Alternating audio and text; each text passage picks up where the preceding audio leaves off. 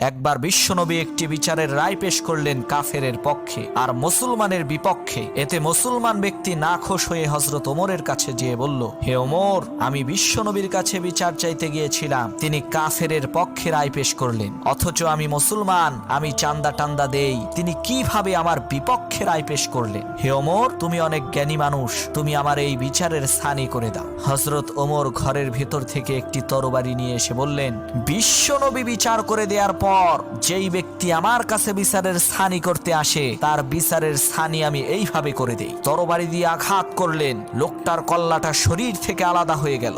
সমগ্র আরবের মধ্যে সংবাদ ছড়িয়ে পড়ল যে হযরত ওমর মুসলমান হত্যা করেছে। বিশ্বনবীও চিন্তিত। এদিকে আরশে আজিম থেকে মহান আল্লাহ রব্বুল আলামিন হযরত ওমরের কাজে খুশি হয়ে গেলেন। তিনি পবিত্র কোরআনের আয়াত নাজিল করে বললেন, হে নবী, আপনার রবের কসম, এই ব্যক্তি মুমিন ছিল না, সে ছিল মুনাফিক।